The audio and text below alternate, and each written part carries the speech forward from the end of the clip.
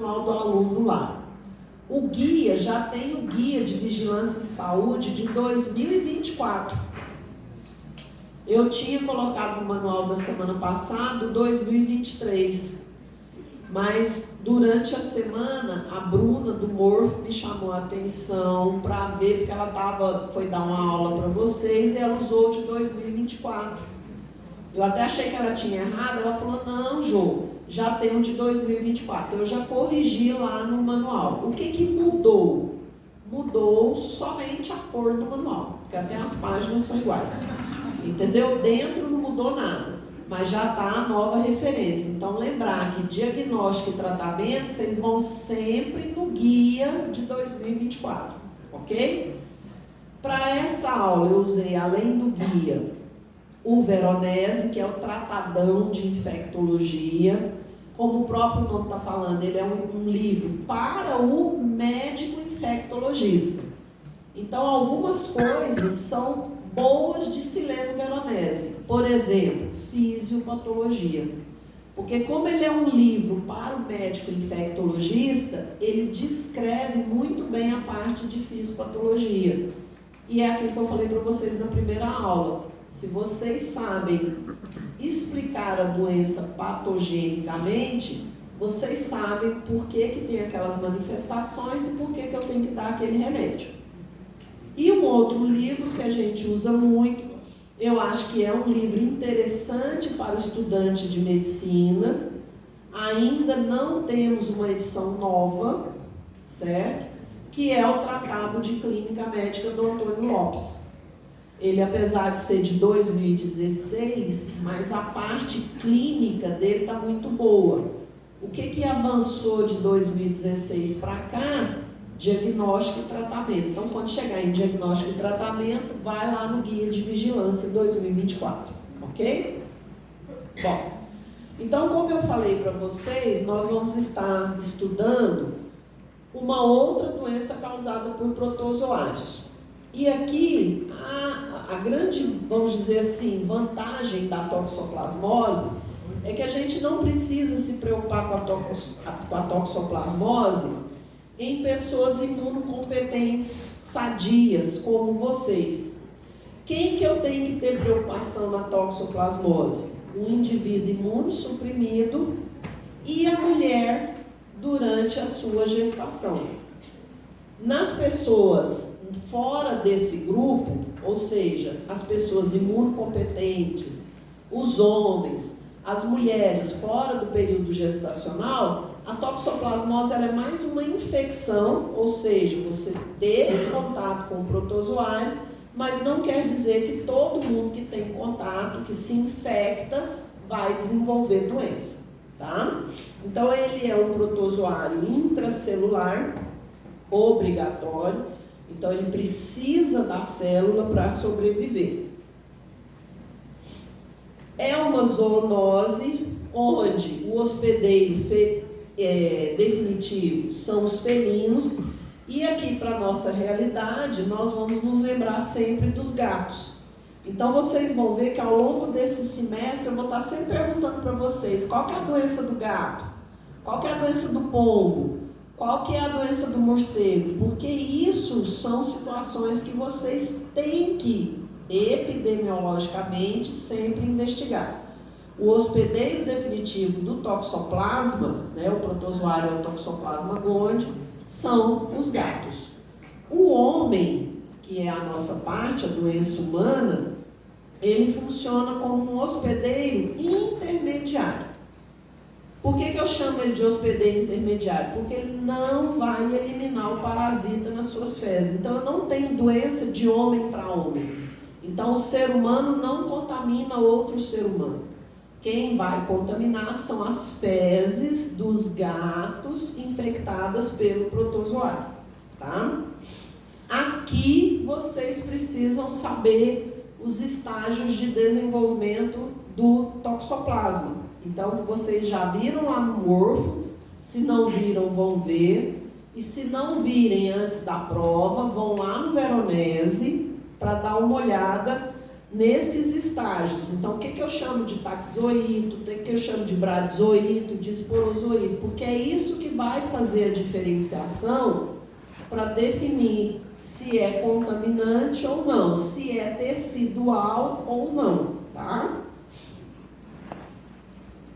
É uma doença que, como eu falei para vocês, a grande maioria das pessoas, 99%, vamos dizer assim, quase 99%, não vai ter doença, vai ter infecção. Ou seja, todo mundo aqui já teve, ou se não teve, vai ter contato com gato. Gato, bicho de 4 patas, tá? Então, a maioria vai ter contato com gato. Igual, tanto é que agora a moda é ter pet. Qual pet? Gato, não é cachorro.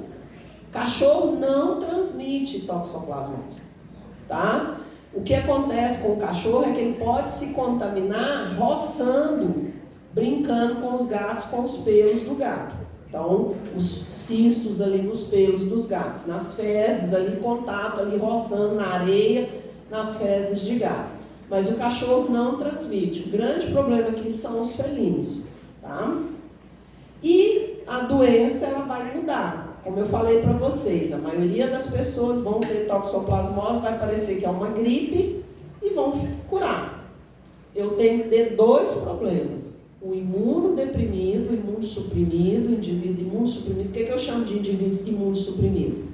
Paciente soro positivo para HIV, pacientes da minha especialidade da reumato, que usam imunossupressores, que têm doença autoimune, pacientes da área do Yoshio, que são doenças hematológicas, neoplasias, estão fazendo quimioterapia. Esse é um indivíduo imunossuprimido. Esse indivíduo, se ele pegar toxoplasmose, nós vamos ter problemas sérios, tá? E pode até morrer. E como é que ocorre a transmissão? Então é aquilo que eu falei, por isso que é importante saber o que é um taxoíto, um bradizoíto e um esporozoíto. Por quê? O que eu chamo de oocisto e o que eu chamo de cisto. Então o protozoário, ele cai na corrente sanguínea, vai para dentro da célula e vai para dentro do tecido. Então nessa fase de cistos teciduais, você adquire a doença quando? O gato adquire a doença quando? Ingerindo uma carne crua, uma carne mal cozida, contaminada com esses cistos que estão nos tecidos, que não morrem. O cisto, gente, ele dura a vida inteira da pessoa. Então a pessoa pode, o animal pode transmitir a doença a vida toda dele. Ou então o quê? A presença de oocistos nos alimentos ou na água contaminada, tá?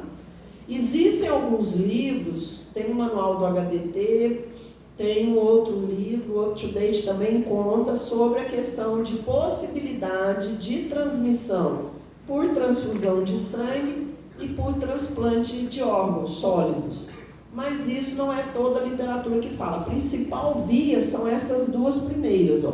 Ou a ingestão de oocistos em água e alimentos contaminados, ou então a ingestão dos cistos nos tecidos da carne crua ou mal cozida, tá? E quando é que eu vou lembrar? Vocês lembram lá no primeiro período, que vocês estudaram lá no módulo 2, de concepção, formação e desenvolvimento do ser humano, sobre as doenças congênitas. Então, vocês devem ter conversado lá sobre toxoplasmose congênita, né, que é a transmissão durante a gestação. Nós vamos conversar um pouquinho sobre ela aqui. Então, eu posso dividir o quadro clínico em 4 subgrupos. A fase de infecção aguda, que pode ser assintomática, ou eu posso ter uma sintomatologia subclínica, né, que dá poucos sintomas. E vocês vão ver que os sintomas, eles podem simular qualquer gripe, qualquer virose. Eu posso ter o quadro ocular, que a grande maioria das recidivas, quando tem reativação de doença, é por conta desses cistos que ficam lá nos tecidos oculares, o indivíduo imunossuprimido e a forma congênita. Então, na fase aguda, a toxoplasmose aguda, vejam que 80 a 90% dos pacientes é aquilo que eu falei, não vai ter nada. Ele entra em contato com o toxoplasma, adquire imunidade contra esse toxoplasma e esse toxoplasma fica lá no tecido, quiescente, latente, o resto da vida. Se tiver algum período de queda da imunidade, ou algum período, por exemplo, que ele estiver usando um quimioterápico, ou estiver usando um imunossupressor, estiver usando corticoide em dose alta, um diabético descompensado, um DPOC descompensado, esses cistos podem se reativar e a doença aparecer. Mas a grande maioria de nós aqui, ó, imunocompetentes, se já tivermos tido contato com o toxoplasma e tivermos doença, vai ser essa fase aguda, que vai ter o quê? Febre, íngua do pescoço, debaixo do braço, mal-estar, dor no corpo. O que é isso hoje? Você chega no médico lá no SUS, virose. Pois é. Então, tomar cuidado, porque toxoplasmose aguda, ninguém quase faz o diagnóstico.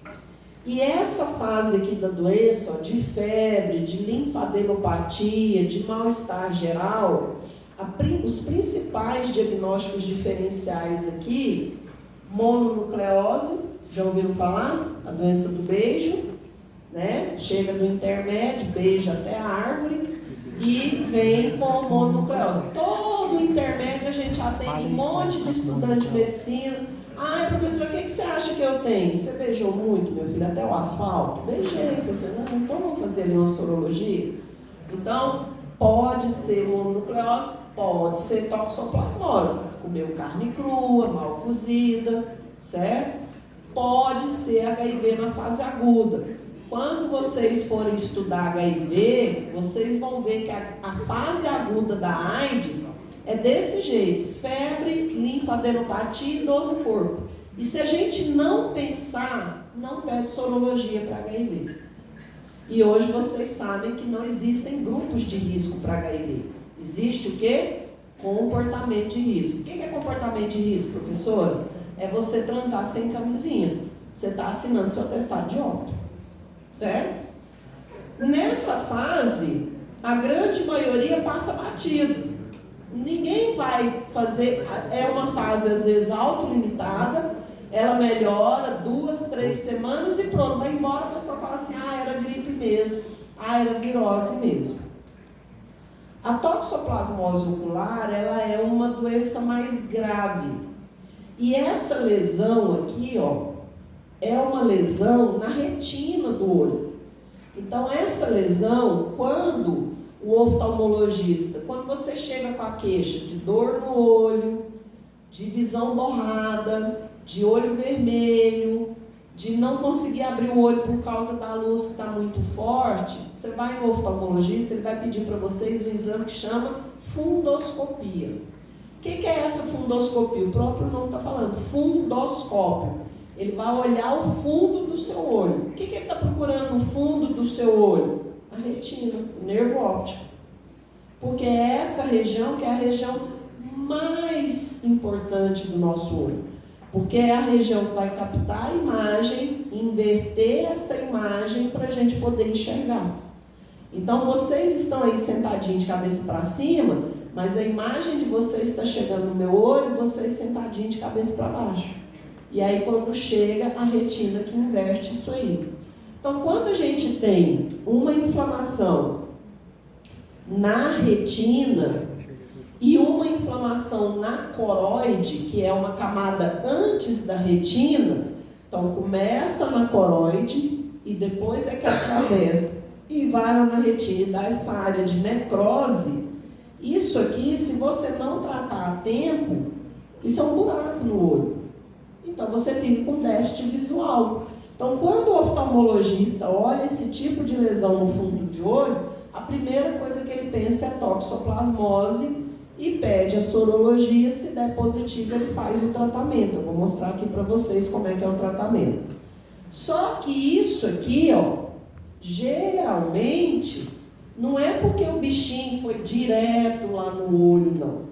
Na grande maioria das vezes houve uma contaminação lá ainda intraútero e esse bichinho ficou quiescente nesse tecido do olho durante muitos anos e reativou. Reativou quando? Quando teve uma queda da imunidade, quando teve um estresse muito grande, que vocês sabem que há uma relação muito grande entre estresse e autoimunidade.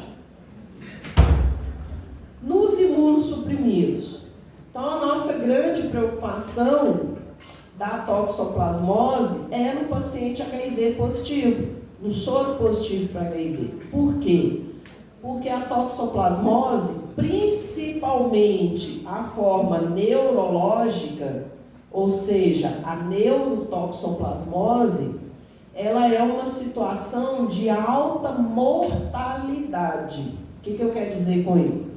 Paciente HIV positivo, CD4 baixo, reativa a essa toxoplasmose, teve contato lá com o gatinho, lá quando era criança, o cisto ficou lá no tecido, ele tem sorologia IgG positivo, CD4 muito baixo, ele vai reativar esses cistos aí e isso vai direto para o cérebro.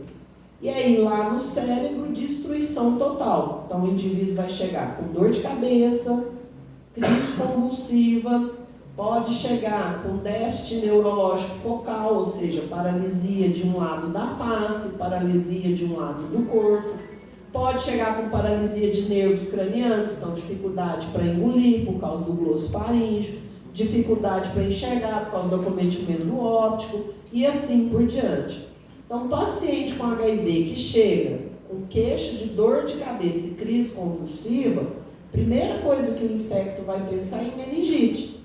A meningite pode ser por quê? Bactéria, pode ser por vírus, mas pode ser por protozoário. Então, tem que pensar em neurotoxoplasmose para poder pedir o exame correto, porque senão não vai fazer o diagnóstico. Isso geralmente são casos bem graves. Na forma congênita, o próprio nome está falando. A mãe foi infectada durante a gestação e passou para o bebê. Só que aqui existe uma, vamos dizer assim, uma balança que ela é desequilibrada no seguinte aspecto. A gravidade, ela vai depender da idade em que o feto foi contaminado. O que eu quero dizer com isso? Um paciente, o risco de infecção congênita, ele aumenta quanto mais velha for a gestação. Então, por exemplo, vocês sabem, vocês viram isso no terceiro período, que a gestação, lá no módulo 1, que a gestação ela é dividida em trimestres. Então, eu tenho primeiro trimestre, segundo trimestre, terceiro trimestre. E que a gente fala a gestação, a gente cita a gestação sempre em semanas, né? Semanas gestacionais. Então, o que está querendo dizer aqui? Quanto mais perto do final da gestação, maior é o risco da infecção congênita. Mas, apesar dele ter um risco maior lá no terceiro trimestre, olha lá, ó, 59% é o risco de uma mulher pegar toxoplasmose quando ela estiver no terceiro trimestre da gestação, 7º, 8º e 9º mês da gestação. Mas olha só, se ela pegar nesse trimestre, a gravidade para o feto é menor. Eles podem nascer até saudáveis. Enquanto que no primeiro e no segundo trimestre, onde eu tenho um percentual menor, esse bebê pode morrer, ela pode abortar, eu posso ter morte fetal, posso ter morte próximo, né? Antecipar esse parto, esse neném já nascer muito. Então a gente tem que tomar cuidado com isso. Toda gestação, principalmente nas mulheres que não tiveram contato, ou seja, que são susceptíveis, ela tem que ser vigiada. Porque no primeiro e no segundo trimestre é mais risco para o feto. No terceiro trimestre, o bebê pode até nascer saudável ou pode nascer com manifestações do que a gente chama de tétrade de Sabin.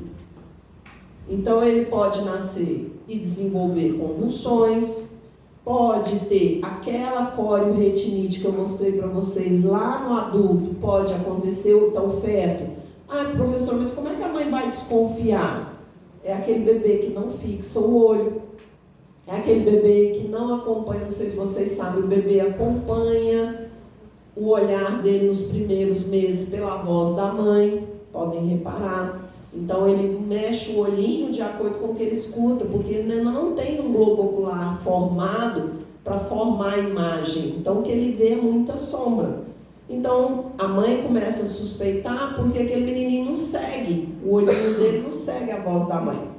Ele pode ter problemas auditivos, pode ter retardo psicomotor, pode ter retardo mental, pode ter microcefalia, macrocefalia. Então, quando nasce, a neonatologista, a pediatra que pega o bebê, pela conformação do cérebro, pelo exame do olhinho, ela já consegue definir se tem. E se a mãe informa que teve toxoplasmose, a gente já fica de olho para investigar a tétrade de Sabin quando o bebê nasce. Tá? Como que eu faço o diagnóstico de toxoplasmose? Existem exames inespecíficos e exames específicos. Vocês viram que um dos objetivos hoje para a doença de Chagas era isso. Exames específicos e exames inespecíficos. O que eu falei para vocês? Exames inespecíficos são exames gerais que você vai pedir, mas que cujas alterações que você encontrar, você não pode afirmar que aquelas alterações são exclusivas daquela doença. Então, por exemplo, num paciente lá com toxoplasmose aguda, se eu pedir um hemograma para ele, eu vou encontrar uma linfocitose, um aumento do número absoluto e relativo de linfócitos lá na contagem do hemograma. Eu posso encontrar eosinofilia. Vocês devem ter visto lá no morfo que uma das características, né, dessas doenças por protozoários é a ligação com os eosinófilos, tá? A participação dos eosinófilos nas doenças causadas por protozoários. Pode ter leucócitos normais, mas eu posso ter uma leucopenia, então não vai me ajudar em nada. Não vai dizer, não, isso aí é toxoplasmose. As enzimas hepáticas, TGO e TGP, podem estar elevadas, mas não vai ser específico de nada. O que é que vai fazer o diagnóstico? Sorologia. Tá? Toda vez que vocês lerem agora, ao longo desse semestre, método diagnóstico, sorologia, isso quer dizer o quê? Que eu estou procurando anticorpos contra aquele germe. Então, se eu estou pensando em toxoplasmose, eu tenho que fazer um exame para pesquisar anticorpos da classe IgG e da classe IgM. Por que da classe IgG e IgM? IgG teve contato, desenvolveu imunidade. Lá do segundo período. IgM, fase aguda. Tá? Então é para isso que eu peço. Sempre, toda doença que você pede sorologia, você quer saber se teve contato ou se está tendo a doença. Tá? Como é que funciona a sorologia na toxoplasmose para o indivíduo geral? Os anticorpos IgG, da classe IgG, eles aparecem 15 dias depois da infecção, 7 a 15 dias depois da infecção, tem um pico no primeiro mês, no segundo mês, e aí começa a cair. Então isso é importante saber, porque se você pedir o exame errado, principalmente se estiver lá na fase de declínio, você pode às vezes perder diagnóstico. IgM. A IgM aqui, ela sobe junto com a IgG. Só que ela persiste, ó, os anticorpos IgM, eles persistem por mais tempo, 6 a 9 meses. Então, isso quer dizer que se o indivíduo teve uma infecção, contato com toxoplasma, há 4 meses atrás, há 6 meses atrás, eu fizer a sorologia, ele ainda vai ter IgM positivo. Tá? A importância disso para um adulto imunocompetente até que não significa muito. O problema é a gestante. Por que o problema é a gestante? Por causa da forma congênita da doença. Então, como é que funciona o nosso raciocínio? Toda mulher no pré-natal, na primeira consulta de pré-natal, o médico vai perguntar para ela o nome dela, a idade, a história obstétrica dela, se ela já engravidou alguma vez, se ela tem alguma doença, se ela toma remédio para alguma coisa, tudo aquilo que vocês viram lá no terceiro período, lá em habilidades. Certo? Vai fazer toda aquela história obstétrica. Mas é mandatório, um dos exames mandatórios no pré-natal, além do HIV, além das sorologias para hepatite, além do VDRL da sífilis, que vocês viram também lá no terceiro período, toxoplasmose. Então o médico, o obstetra, vai pedir IgG e IgM. Como é que ele vai interpretar os resultados? Se os dois, IgG e IgM, vêm negativos, ela nunca teve contato com o toxoplasma. Essa é a que vai me dar trabalho a gestação inteira, porque eu tenho que vigiar ela mês a mês. De 3 em 3 meses eu tenho que repetir a sorologia. Eu tenho que proibir ela de ficar perto de gato. Se ela tem gato, eu vou falar para ela para dar só ração para o gato, para ela não limpar a caixa de areia, para ela não descer para passear com o gato onde tem outros gatos. Então, eu tenho que fazer toda uma rotina para essa gestante. Eu vou orientá-la a não comer verduras cruas. Eu vou orientá-la a não comer a picanha mal passada, o bifinho mal passado, porque ela pode se contaminar e isso pode passar por feto. Então, essa é a que vai me dar trabalho. Tá? Que eu tenho que vigiá-la mais de perto. Se essa gestante vem com uma IgG positiva, mas a IgM dela é negativa, essa é a que eu posso ficar tranquila. Ela pode criar 20 gatos. Por quê? Porque ela já teve contato. O que pode acontecer com ela é reativar a doença se ela tiver um estado de imunossupressão. Mas se ela não tem doença autoimune, se ela não toma remédio imunossupressor, se ela não tem uma doença que corra o risco de descompensar um diabetes grave, uma coisa, olha que beleza. Ela não vai me dar trabalho, ela já teve contato. A chance dela reativar é muito mínima, porque ela não tem fator de imunossupressão. Se essa paciente vem com os dois, não, vamos ver isso aqui primeiro. Se essa paciente tem uma IgG negativa, IgG é doença antiga, crônica, já teve contato, e uma IgM positiva, isso aqui pode ser um quadro agudo, né? Lembra que eu falei que a IgG sobe, tem um pico de 2 meses, depois ela começa a cair? Então, se ela teve esse contato lá 4, 5 meses, 8 meses atrás, ela pode ter a IgM positiva ainda, que fica positiva 9 meses, mas a IgG dela já está caindo, às vezes nem pega, dependendo do kit, vem uma negativa. Então, essa eu tenho que confirmar. Eu vou pedir um terceiro exame para ela, vou pedir para ela repetir em outro laboratório.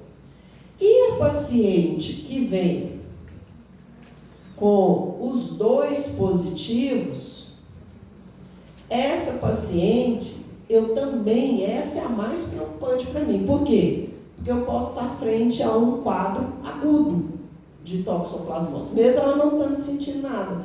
Lembra que eu mostrei para vocês que a fase aguda, ela pode ser 90% dos casos assintomática? Então ela pode ter tido contato com o gato, com as fezes do gato, com as fezes do gato, adquiriu ali o toxoplasma e está naquela fase de anticorpos ali, ó, que está quase virando doença.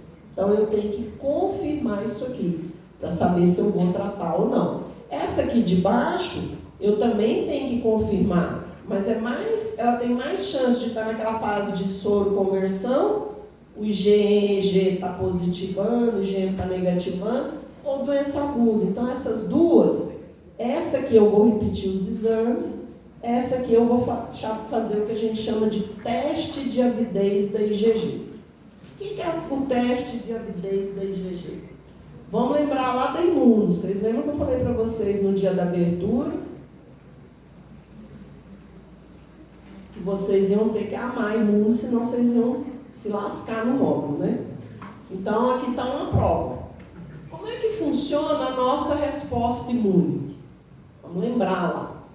Você entra em contato com o antígeno, esse antígeno ele é identificado por um macrófago, geralmente, que vai lá já para destruir. Esse macrófago apresenta esse antígeno para o linfócito T. Esse linfócito T ativado, ele vai produzir citocinas e vai ativar linfócito B. E o que o linfócito B produz? Anticorpos, células de memória. Então, da segunda vez que o antígeno entrar, você já é mais rápido para destruir. Lembram disso? Então, o que acontece com toda infecção? Toda infecção, a primeira vez que você tiver essa infecção, vocês já repararam que a sintomatologia demora mais? Ela dura mais tempo? Por quê? Porque até você começar a produzir esses anticorpos IgG, isso aí demora. Então, no começo da doença, se eu fizer um teste de laboratório, o objetivo do teste no laboratório é pesquisar o quanto de anticorpos você tem, numa fase aguda da doença, você tem mais antígenos do que anticorpos. Concordam comigo? Porque o seu corpo está começando a produzir IgG.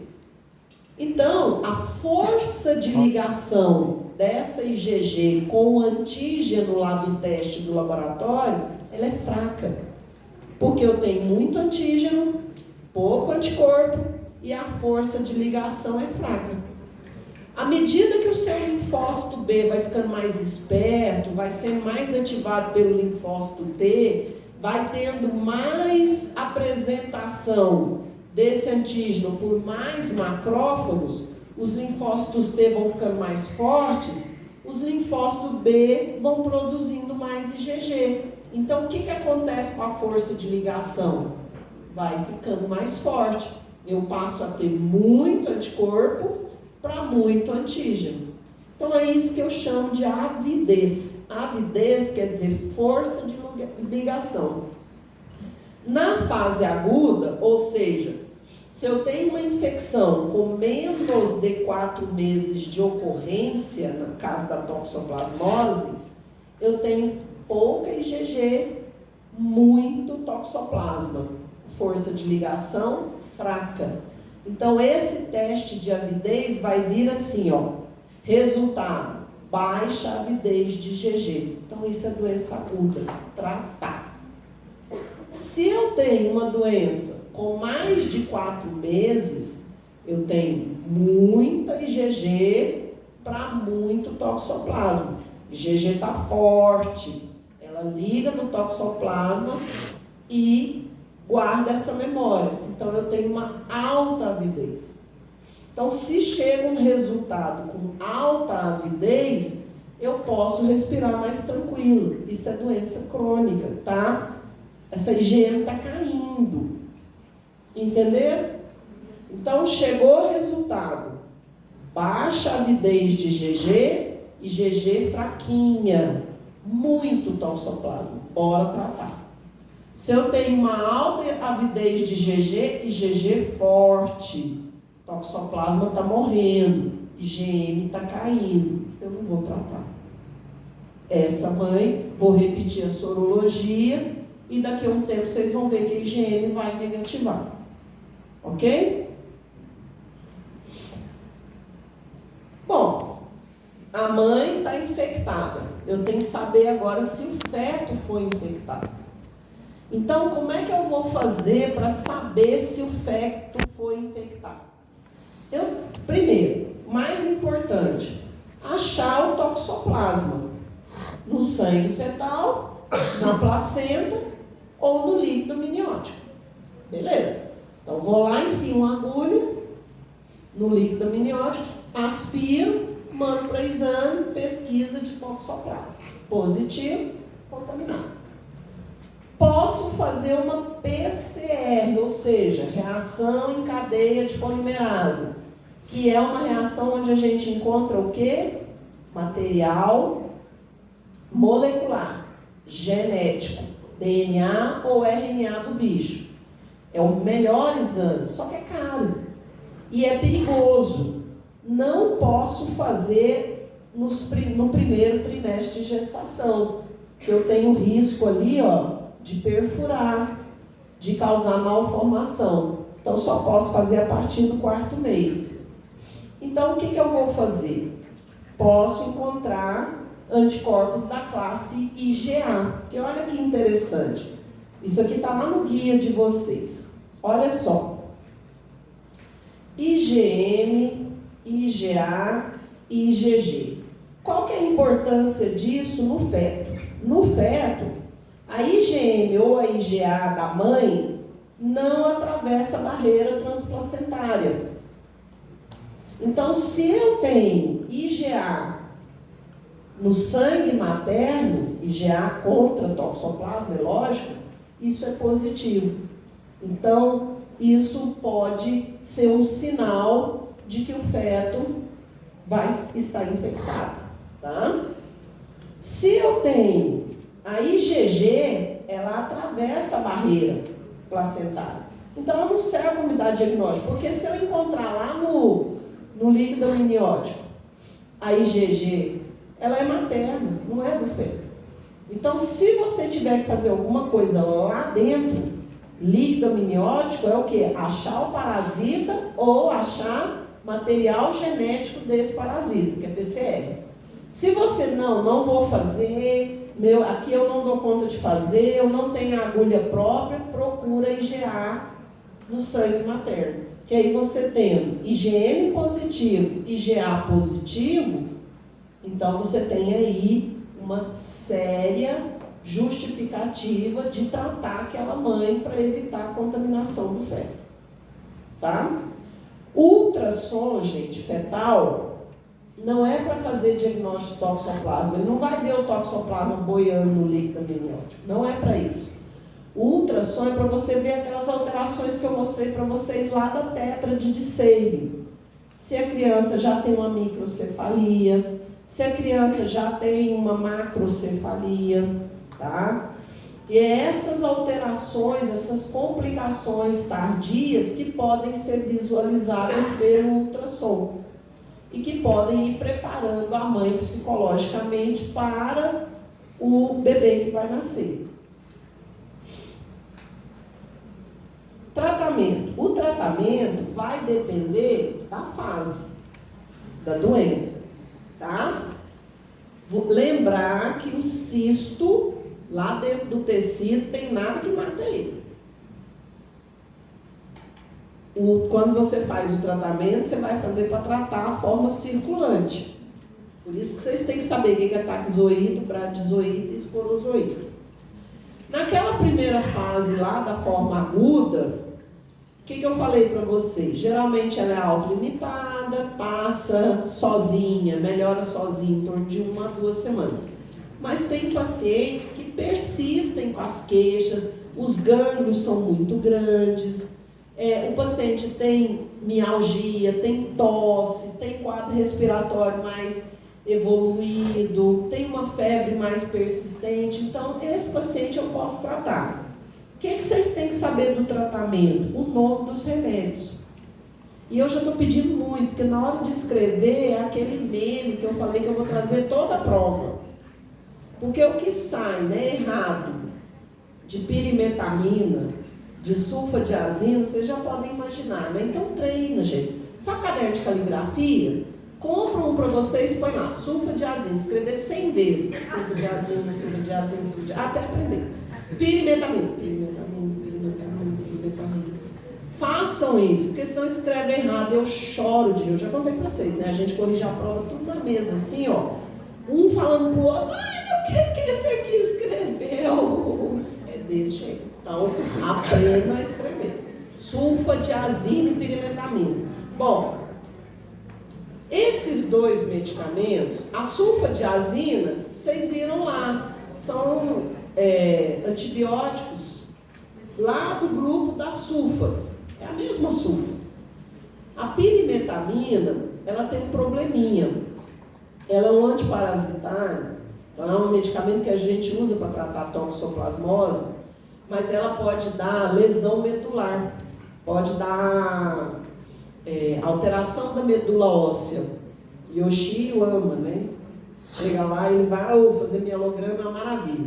Porque pode dar aplasia medular, então o indivíduo pode fazer leucopenia, anemia, plaquetopenia. Então, chegou o paciente lá para o Yoshi, a primeira coisa que ele vai perguntar, se ela está tomando algum remédio? Aí a paciente vai falar, eu tomo remédio para toxoplasmose. Mas o doutor não deu para a senhora o ácido folínico, não, junto?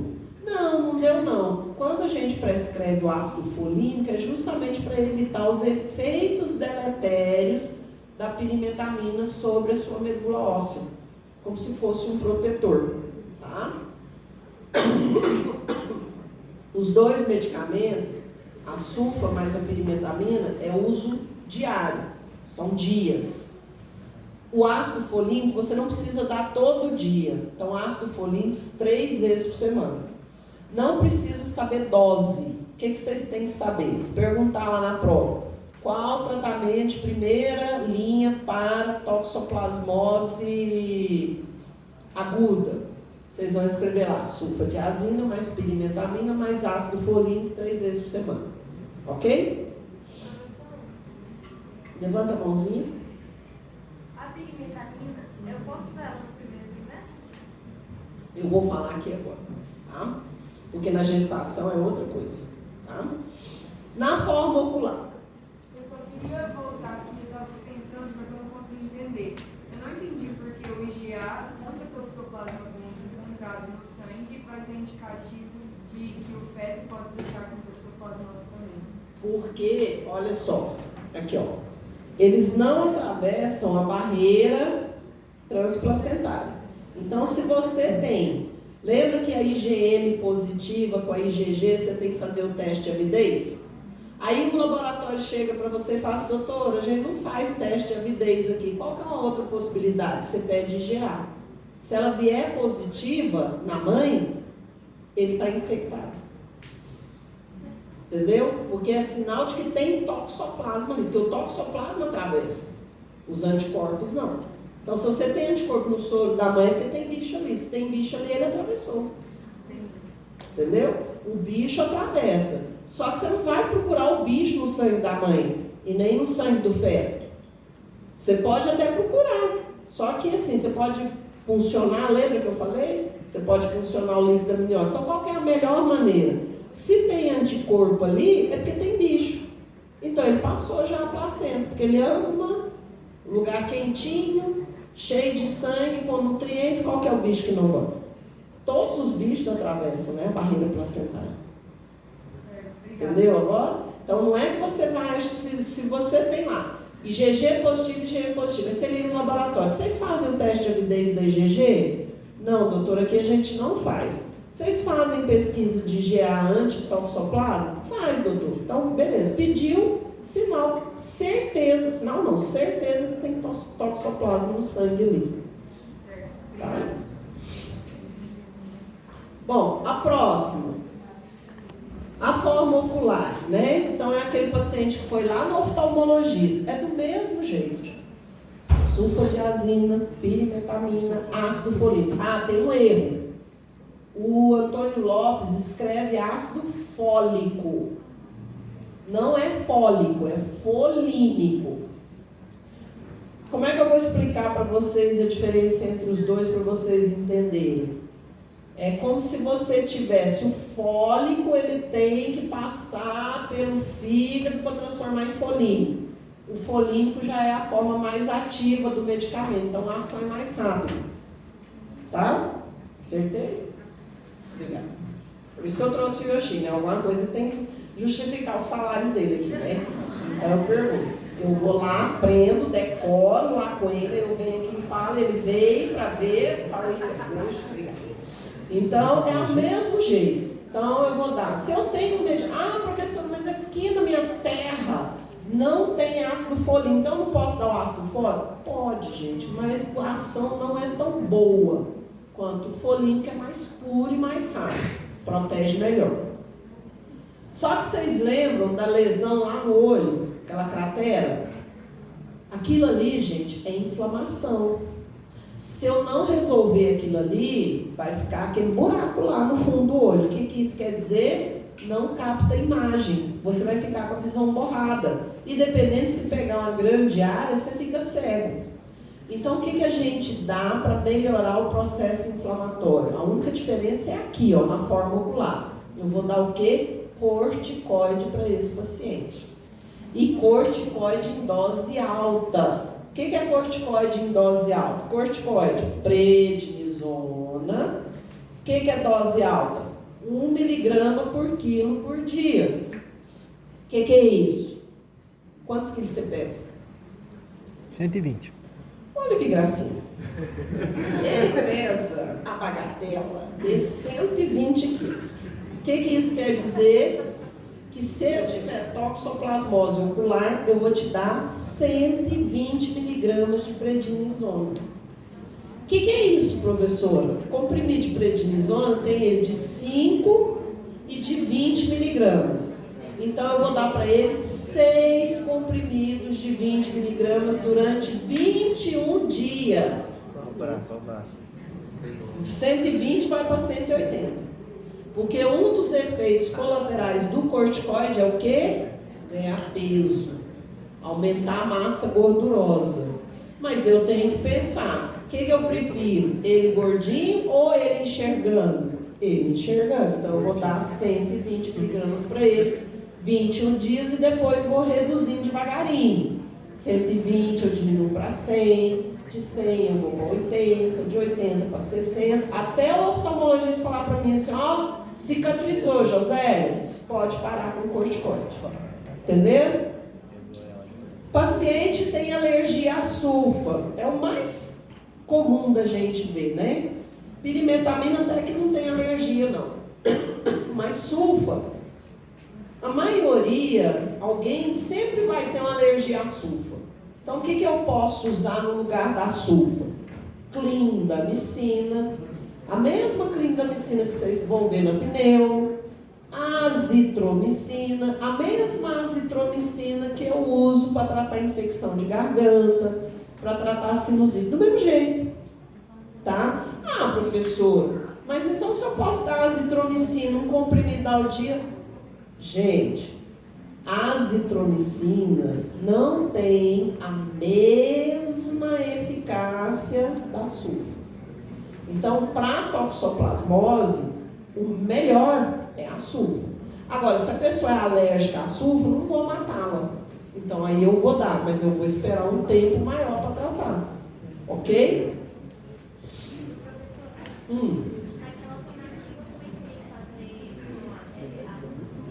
Sempre. Porque o ácido folínico é por conta da pirimetamina.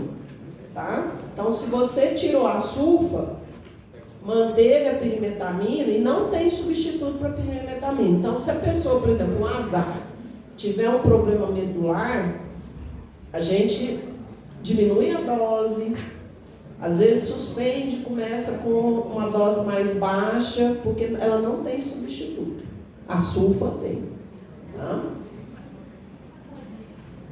Chegou o paciente HIV com neurotoxoplasmose. Gente, acabei de falar para vocês que neurotóxico é uma situação grave. Se é uma situação grave, esse paciente vai ser tratado onde? Em casa, no ambulatório ou na UTI? Onde vocês acham? UTI.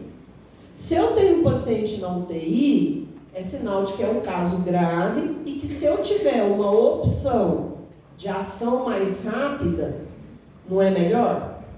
Onde que o remédio faz uma ação mais rápida? Quando eu dou ele pela boca, no músculo, na veia ou por supositório? Na veia. Então, apesar de você poder usar o mesmo esquema, se você tiver um paciente com neurotoxoplasmose internado na UTI, você não vai dar comprimidinho para ele via oral, não. O ideal é você usar, a sulfa endovenosa. Vocês conhecem o sulfametoxazol trimetoprim? Vocês conhecem o famoso Bactrim? É esse. Então o Bactrim é o melhor remédio para matar neurotóxico. Tá? Então, se o paciente está na UTI, é um caso grave, eu posso fazer isso aqui venoso. O paciente melhorou, saiu da UTI, foi para o quarto, está conversando, está conseguindo tomar comprimido, aí eu vou e faço com o tratamento básico, tá? Tem alergia à sulfa, clindamicina. E a clindamicina eu também posso fazer endovenosa. Então, posso fazer clínica endovenosa, pirimetamina bioral. Então, o que vai me escolher se eu vou usar a medicação pela veia ou pela boca é o quadro clínico. Por exemplo, tem uma paciente minha com, vamos ver, com artrite reumatoide, que é uma doença autoimune, ou com lúpus, que é outra doença autoimune. Se essa paciente fez uma toxoplasmose ocular, eu vou tratar daquele jeitinho, sulfa, pirimetamina, ácido folínico e corticoide. Se ela chegou com neurotoxoplasmose, convulsionando, torporosa, respondendo mal às chamadas, às perguntas, não sabe onde está, não sabe um cotô, um covô, então aí vou internar medicação na veia para ter uma ação mais rápida. Ok? O Bactrim é a clindamicina? Não, o Bactrim é esse aqui, sulfametoxazol trimetoprim. O paciente tem alergia, é um remédio só, tem os dois. Geralmente vem X miligramas desse aqui com X miligramas desse aqui. É combinação, não tem separado. É combinação. Agora, se ela tem alergia à sulfa, você não vai usar esse aqui sozinho porque não existe. Aí você vai dar a clindamicina endovenosa. Entendeu? Na gestante, né? Alguém perguntou aí, como é que eu faço com a gestante? A gestante, vocês lembram que uma das maneiras de fazer o diagnóstico da infecção fetal era pela PCR do líquido amniótico? Então eu falei lá para vocês, eu posso fazer IgA, G e IgM, beleza. Aí tem toxoplasmose, a mãe. Lembra que dependendo do trimestre, o toxoplasma vai atravessar ali, vai dar doença ou não vai dar, né? Dependendo do trimestre, lá se for no primeiro trimestre pode abortar, essa criança pode morrer. Se for no terceiro trimestre pode ter a tetra de Seib, ela pode nascer aparentemente normal. Então, o que vai definir o tratamento é eu saber se realmente o toxoplasma atravessou a barreira ali e está lá no líquido, está lá no bebê. Como é que eu faço isso? Pela PCR, ou seja, eu tenho que achar o material genético desse toxoplasma. Eu tenho que ir lá, colher o líquido amniótico e mandar para o laboratório para fazer PCR. Quando é que eu posso fazer isso? Só depois do 4º mês. Então, se eu fiz essa PCR do líquido amniótico e ela veio negativa, eu vou tratar a mãe, tá? Eu vou dar para essa mãe não sulfadiazina e pirimetamina por causa da toxicidade. Eu vou dar o quê? Espiramicina, toda a gravidez dela, tá? Agora, se a PCR desse líquido já vier positivo, eu não vou mais me preocupar com toxicidade da medicação para o feto, porque ele já foi contaminado pela doença. Então, eu vou fazer o esquema básico da toxoplasmose. O que eu falei para vocês? Aqui na espiramicina, eu vou fazer o seguinte: se a PCR está negativa, quer dizer que o toxoplasma ainda não atravessou. Se ele não atravessou, olha que maravilha. A espiramicina, ela faz isso, ela evita que o toxoplasma passe a placenta. Tá? Agora, se ele foi mais esperto do que a mãe e passou, para que eu vou tratar, Ju? Ele já foi contaminado para evitar aquelas complicações, gente. Alguns bebês, não quer dizer que todo feto contaminado vai ter tétrade de Sayre. Não, ele pode não ter. Pode ter só uma manifestação, pode nascer só com crise convulsiva. Então, isso aqui é para evitar complicação do feto. Entenderam? Ok? Alguém levantou a mão aqui? No caso de não ter feito ainda o PCR clínico amniótico, mas fez o IgA da mãe e deu positivo. Nesse caso, eu já começo o esquema do... Eu vou com espiramicina mesmo sem saber. Porque esse aqui, ó, eles são teratogênicos. Então, se você usar antes de ter certeza aí do primeiro trimestre, você pode estar... Pode não, você vai começar a cometer uma iatrogenia. Então, ela engravidou. Você fez lá, tem IgA, IgM, mas ela está no segundo mês de gestação. Você começa a espiramicina. Aí, 4º mês. Porque aí você, inclusive, está evitando que ele passe. Certo? Mas vamos supor que o bichinho é tão esperto, né? Igual espermatozoide atrás de óculos, né? Pode ver a luz no fim do túnel que ele voa. Então, vamos supor que ele é tão espertinho que ele já passou. Então, você vai fazer a PCR no 4º, 5º mês, já está lá. Ah, então não vou dar remédio. Não é, você não tem que pensar com essa cabeça. Você tem que dar o remédio para tratar a mãe e você tem que dar o remédio para evitar que ele, mesmo contaminado, tenha complicações mais graves. Certo? Professora, eu peço o IgA vem positivo, eu peço PCR. Depois do 4º mês. Depois do 4º mês. É. Antes não adianta também. E não pode também, não é? Porque o risco de você perfurar o embriãozinho ali e acabar com ele. Tá? Ok? Entendeu?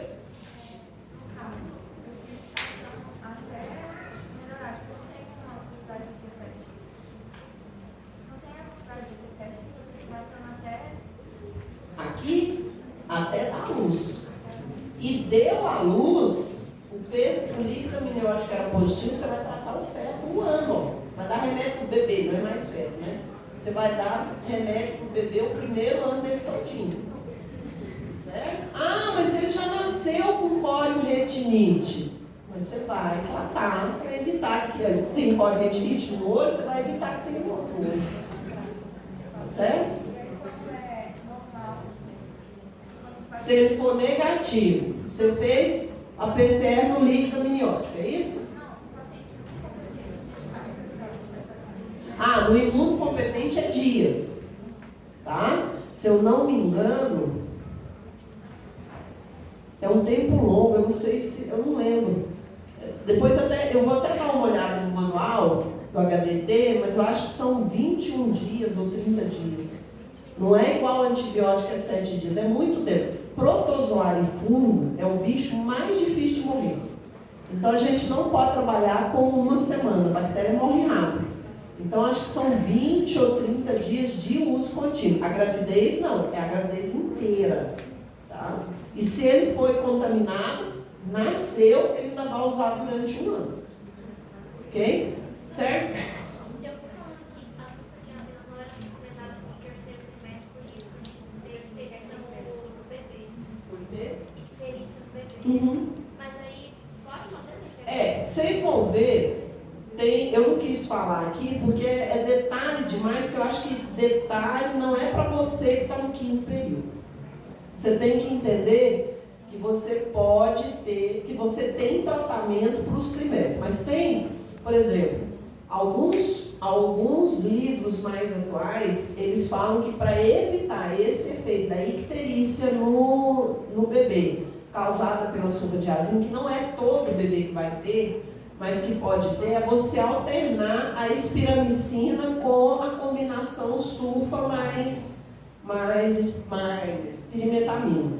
Então você dá, acho que 3 semanas da sulfa com a pirimetamina e depois mais 3 semanas da espiramicina, já para evitar isso aí. Mas eu não quis entrar em muitos detalhes, porque eu acho que o importante é vocês entenderem o seguinte: por que eu vou tratar o bebê se ele já está contaminado? Não é para simplesmente erradicar o toxoplasma, é porque isso diminui complicação.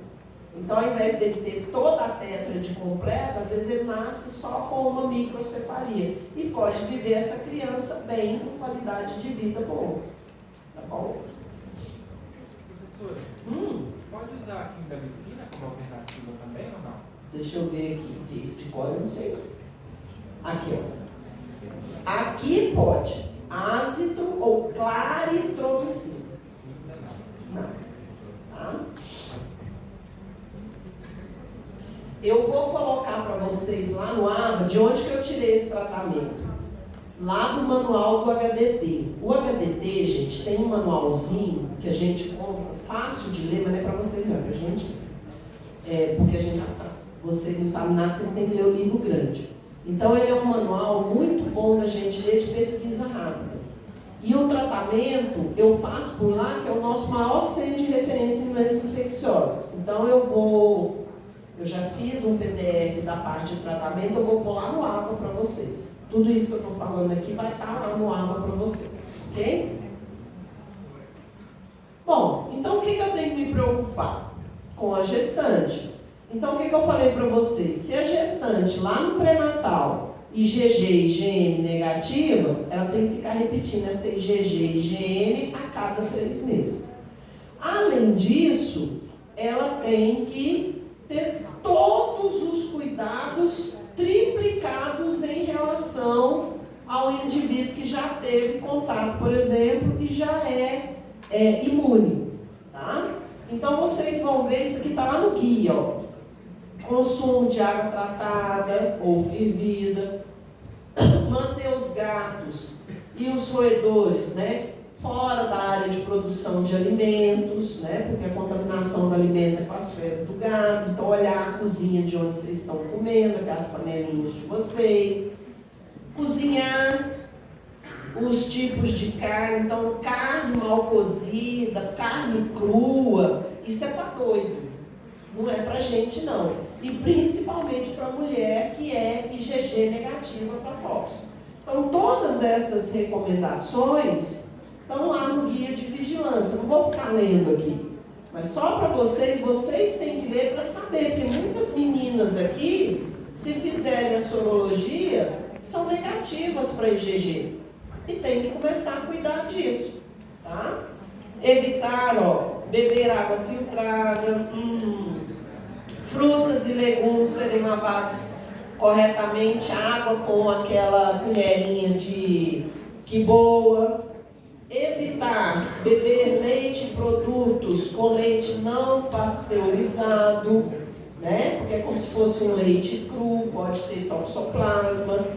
A caixa de areia, né? Evitar contato dessa caixa. Se ela está gestante, não é ela que vai trocar a areia da caixa, é o marido, tem que servir para alguma coisa. Então, todas essas orientações estão lá, ó. Vocês vão ler, porque isso vocês podem usar, podem precisar usar no dia a dia de vocês, tá? Agora, olha só, isso aqui é muito importante, ó, porque sempre perguntam isso pra gente. Cão não transmite toxoplasma pelas fezes. O que eles funcionam? Como transportadores. Então, eles têm contato com as fezes, rola na mesma caixa, rola ali e carrega o osso ali no seu pelinho, tá bom? Então, cuidado com isso. As mulheres grávidas devem usar luvas e máscara, manusear areia, fazer jardinagem, lavar as mãos com sabão e água tratada. Isso é coisa simples, mas que é obrigação do médico orientar. Então, se a mulher IgG negativa para toxoplasma, ou elas, vocês, né, que são IgG negativas, mocinhas, já começa a abraçar gato de 4 patas, tá? Mexer com areia de gato, limpar as fezes de gato, para você adquirir imunidade. Quem já tem IgG positivo, olha que maravilha, está livre já, ok?